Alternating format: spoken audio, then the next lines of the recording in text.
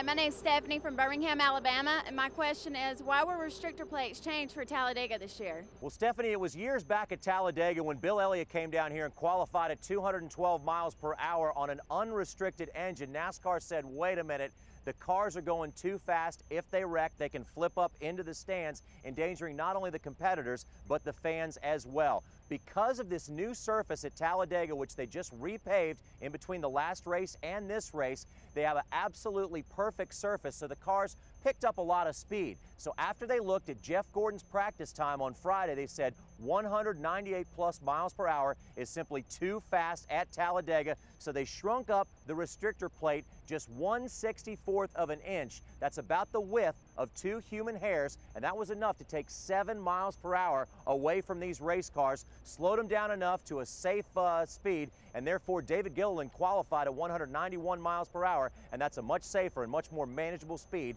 at a super speedway.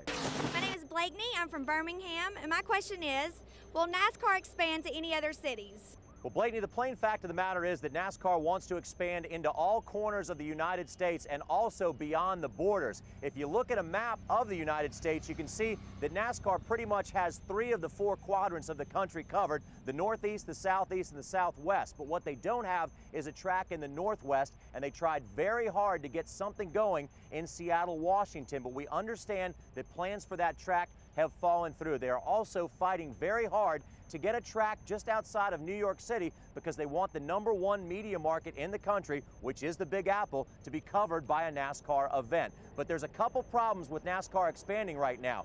Quite frankly, there's no other room left on the schedule. Already, we run 36 points events and 2 other non-points events, which occupy 38 weekends out of the year. If you don't give teams a break, if you add any more races on, we'll simply burn out everybody in the sport. NASCAR wants to expand, and what will probably happen in the future, some areas of the country will lose races. We've seen it at North Wilkesboro, and we've seen it at Rockingham as well, because there were other bigger tracks in the area that simply took those events away. If there is an opportunity for NASCAR to expand to another state, they will probably do it by taking away another race and not expanding the schedule. But next season, NASCAR's Busch Series will run in Montreal, Canada, and also in Mexico. So there's some expansion for you right there.